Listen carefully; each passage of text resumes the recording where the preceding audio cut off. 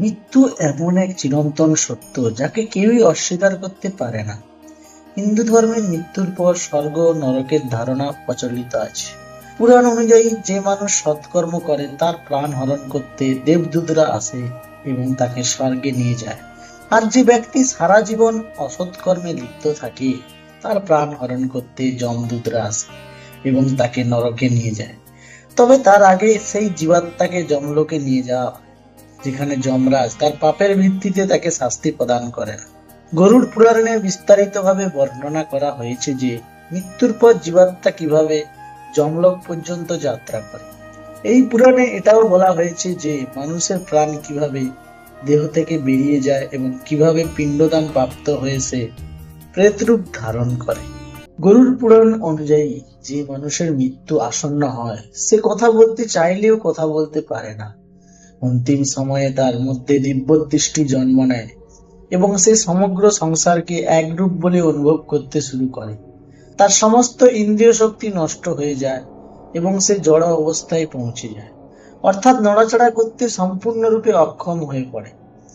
এরপর তার মুখ দিয়ে ফেনা বেরোতে থাকে এবং লালা ঝরতে থাকে।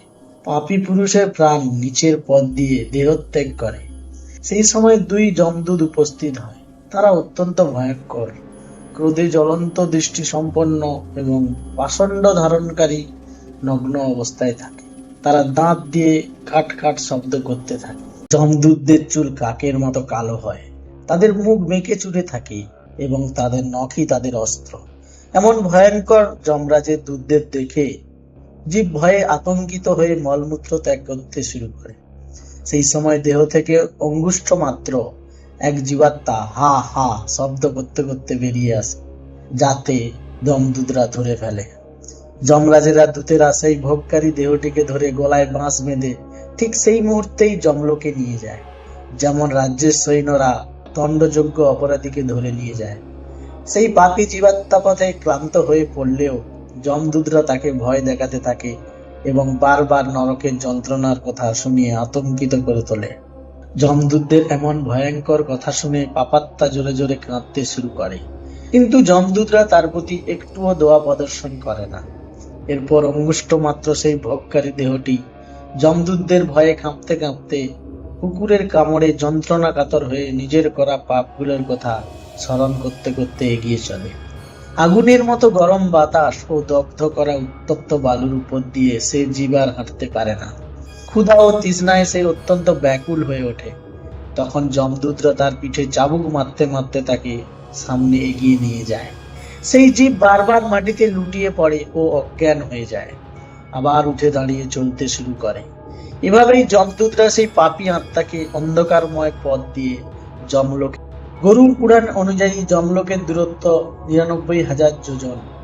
যোজন বৈদিক যুগের দৈর্ঘ্য পরিমাপের একক। ১ যোজন সমান ৪ কোষ, অর্থাৎ প্রায় ১৩ থেকে ১৬ কিলোমিটার। যমদূতরা পাপী জীবকে মাত্র ২-৩ মুহূর্তের মধ্যেই যমলোকে নিয়ে যায়। সেখানে পৌঁছে তারা তাকে ভয়ঙ্কর নরকীয় যন্ত্রণা ভোগ করায়।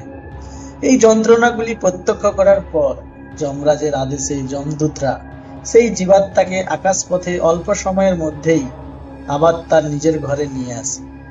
ঘরে ফিরে এসে জীবাত্মা পুনরায় নিজের দেহে প্রবেশ করতে চায়, কিন্তু যমদূতদের পাশনবন্ধন থেকে মুক্ত হতে না পারায় সে তা পারে না এবং ক্ষুধা ও তৃষ্ণায় কাতর হয়ে কাঁদতে থাকে।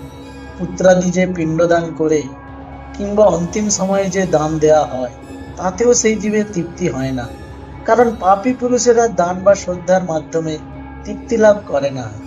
এইভাবে ক্ষুধা ও তৃষ্ণায় জর্জরিত অবস্থায় সেই জীব আবার যমলোকে গমন করে। এরপর যেসব পাপাত্মার পুত্রাদি পিণ্ডদান করে না তারা প্রেতরূপ ধারণ করে এবং দীর্ঘ সময় ধরে নির্জন অরণ্যে দুঃখ ভোগ করতে করতে ঘুরে বেড়ায়। এত দীর্ঘ সময় পার হয়ে গেলেও তাকে নিজ কর্মের ফল ভোগ করতেই হয়, কারণ নরক যন্ত্রণা ভোগ না করলে যে পুনরায় মানব দেহ লাভ করতে পারে না। গরুড় পুরাণ অনুযায়ী মানুষের মৃত্যুর 10 দিন অবশ্যই পিণ্ডদান করা উচিত। প্রতিদিন দেওয়া পিণ্ড 4 ভাগে বিভক্ত হয়। এর মধ্যে 2 ভাগ পঞ্চমহাভূতে গঠিত দেহের পুষ্টি সাধন করে, 3য় ভাগ যমদূতের প্রাপ্য এবং 4র্থ ভাগ প্রেত গ্রহণ করে। নবম দিনে পিণ্ডদান করার ফলে প্রেতের দেহ গঠিত হয় এবং দশম দিনে পিণ্ডদান দেওয়ার মাধ্যমে সেই দেহে চলাচলের শক্তি লাভ হয়। গরুড় পুরাণ অনুযায়ী দেহ দাহ করার পর পিণ্ড থেকে হাতের সমান এক দেহের সৃষ্টি হয়। সেই দেহই যমলোকের পথে শুভ ও অশুভ ফল ভোগ করে। প্রথম দিনের পিণ্ডদানে মূর্ধা মাথা, দ্বিতীয় দিনে গলা ও কাঁধ, তৃতীয় দিনে হৃদয়, চতুর্থ দিনের পিণ্ড থেকে পিঠ, পঞ্চম দিনে নাভি, ষষ্ঠ ও সপ্তম দিনে কোমর ও নিম্নাংশ, অষ্টম দিনে পা এবং নবম দশম দিনে ক্ষুধা ও তৃষ্ণা প্রভৃতির অনুভূতির উৎপত্তি হয়। এইভাবে গঠিত পিণ্ড দেহ ধারণ করে ক্ষুধা ও তৃষ্ণায় কাতর প্রেত একাদশ ও দ্বাদশ দিনে আহার গ্রহণ করে। যমদূতরা ত্রয়োদশ দিনে প্রেতকে বানরের মতো ধরে ফেলে। এরপর সেই প্রেত ক্ষুধা ও তৃষ্ণায় ছটকাতে ছটকাতে একাই যমলোকের উদ্দেশ্যে যাত্রা করে। যমলোক পর্যন্ত পৌঁছানোর পথে বৈতরণী নদী বাদ দিয়ে দূরত্ব ৮৬,০০০ যোজন। সেই পথে প্রেত প্রতিদিন ২০০ যোজন অতিক্রম করে। এইভাবে টানা ৪৭ দিন পথ চলার পর সে যমলোকে পৌঁছে। এভাবে পথে ১৬টি পুরী অতিক্রম করে পাপী জীব যমরাজের গৃহে পৌঁছায়। এই ১৬টি পুরীর নাম হলো সৌম, সৌরিপুর, নাগেন্দ্র ভবন, গন্ধর্ব, শৈলাগম, ক্রৌঞ্চ, ক্রূরপুর, বিচিত্র ভবন, বন্যাপাত, দুঃখদ, নানাকন্দপুর, সুতপ্ত ভবন, রৌদ্র, পয়বর্ষণ, শীতঢ্য এবং বহুভীতি। এই ১৬টি পুরী পার করার পর সামনে আসে যমরাজপুরী। পাপী প্রাণী যমের পাশে আবদ্ধ হয়ে পথের মাঝে হাহাকার করতে করতে নিজের ঘর ছেড়ে যমরাজপুরীর দিকে অগ্রসর হয়।